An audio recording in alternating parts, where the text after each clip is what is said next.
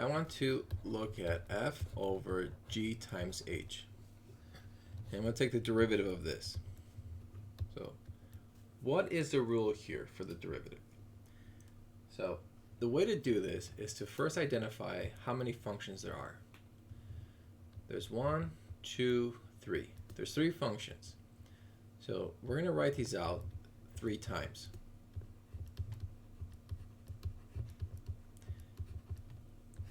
And then on the bottom, we always have the denominator squared. So that should always be the first thing to do, honestly. Okay, next, we're going to take the derivative of each one of these at a time. So we'll take f first, then g, then h. The next thing to notice is what's on top. Whatever's on top is always going to be positive coefficient. So f is on the top, which is, we're going to leave it as positive. G and h are in the denominator. So we're going to put a minus whenever we're taking the derivative of g and h. Let's look at another example. What if we have f all over g times h times I? There are 4 functions here. So we're going to put the denominator squared first. And because there's 4 functions, we're going to write f, g, h, and I 4 times.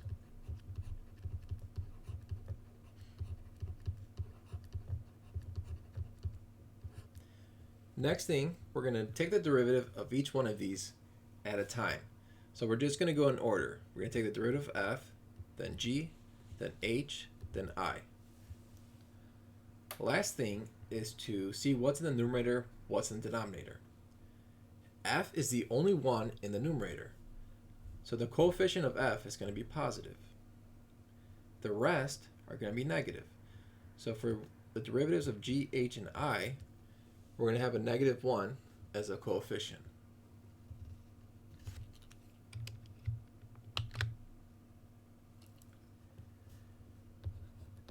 F times g over h. Here, there's only 3 functions. And so let's first take the denominator squared. And because there's 3 functions, we're going to write them out 3 times. We're going to be taking the derivative one at a time. First is f, then g, then h. Let's see what's at the top. F and g are in the numerator, so the coefficients of those will be positive. So whenever we take the derivative of f and g, we're going to have a positive coefficient. H is the only one in the denominator, so we're going to put a -1. And that's our derivative. What if we have f times g times h over I? First step, always put the denominator square.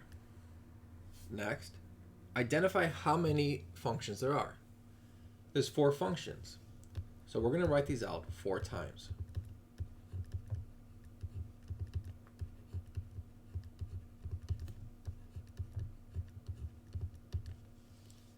Okay. Next, we have f, g, and h in the numerator. So the coefficient of f, g, and h for the derivatives is going to be positive. So first, let's take the derivative of each one. So the derivative of f, g, and h is all going to be positive. I is the only one in the denominator, so that's going to be a negative.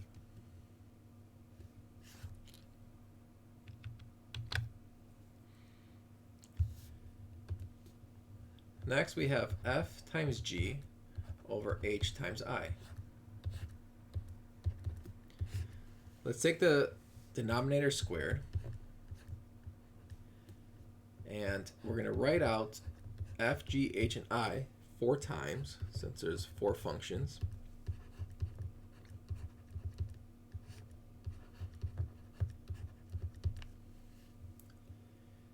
We're going to take the derivative of each one of these at a time. So f, then g, then h, then I.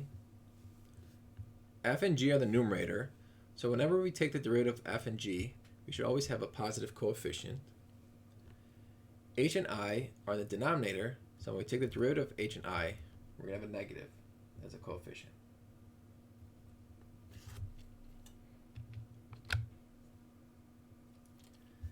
Let's look at one more, and then we'll work some examples.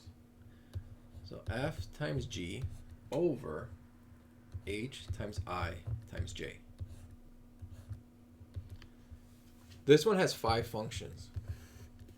So first, let's put the denominator squared. And we're going to write out the 5 functions 5 times.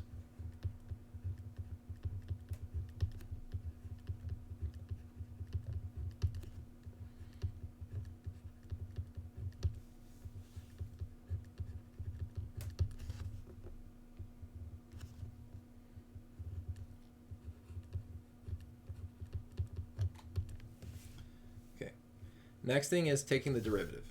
So let's take the derivative one at a time. Okay. F and g are in the numerator. So whenever we take the derivative of f and g, we're going to have a positive coefficient. H, I, and j are in the denominator. So we're going to put a negative as a coefficient. Okay. So that's our derivative. Okay. Now let's work some actual examples.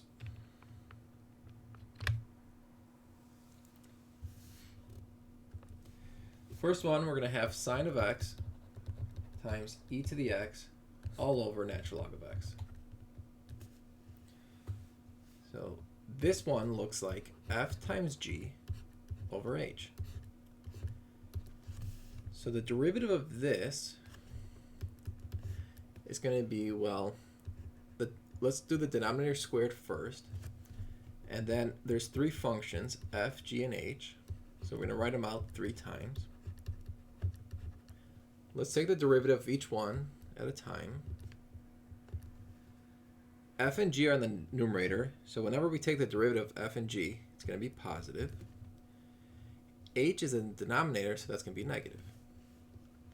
So this is the formula we need to use, and we'll let sine of x be f, g of x be e to the x, and then L of x be h of x.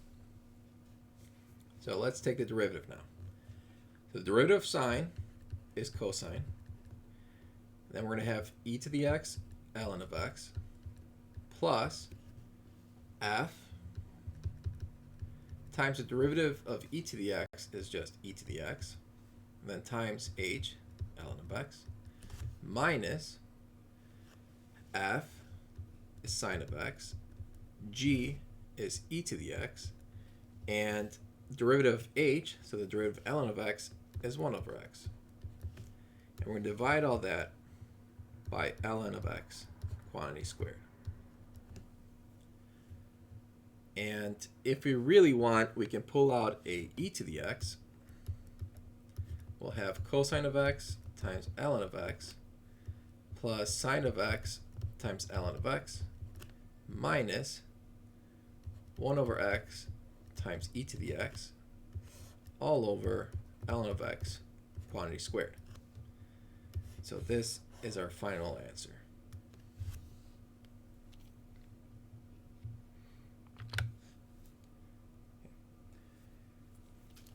Let's look at a more complicated derivative. So I'm going to have tangent of x times x squared times cosine of x all over e to the x times ln of x. This is the form of f times g times h over I times j. I want to find the derivative of this. So notice there's 5 functions. I'm going to write this out 5 different times.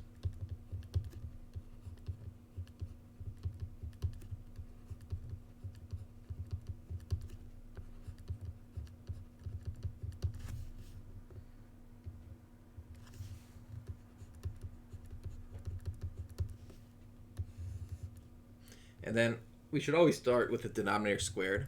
This time I forgot. But don't forget that. Okay, let's take the derivative of each one at a time.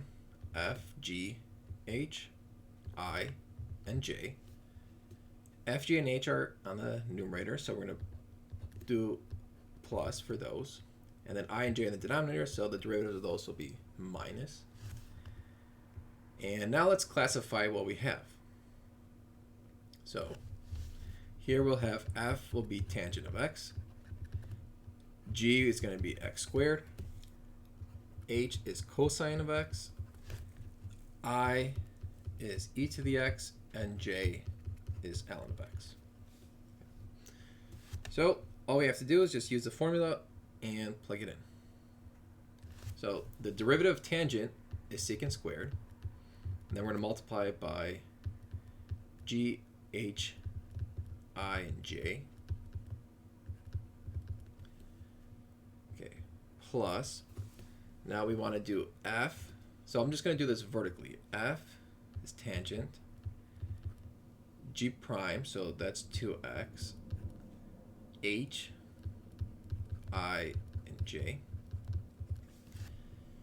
So now we're going to have F, G, take the derivative of H, so that's negative sine, so we'll just put the negative in front, and then e to the x ln of x, and then it's F, G,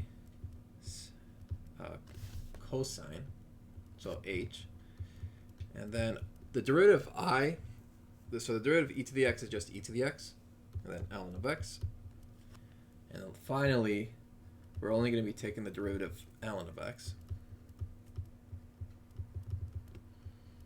which is just 1 over x. Okay. And it's going to be all over, let's see, I and j squared, so e to the x times ln of x squared. Now we can factor some things out. So let's see what all of these have in common. Well, they all have an x.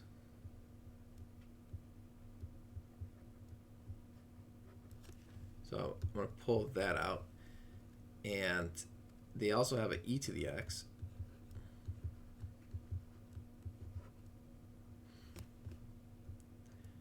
Okay, I should also mention that this exponent is going to cancel with that. Okay, so that's all that's left. Now we can just factor. So I'm going to have secant x times cosine of x times ln of x plus tangent of x times 2. So I'm going to pull out the 2 in front times cosine of x times ln of x.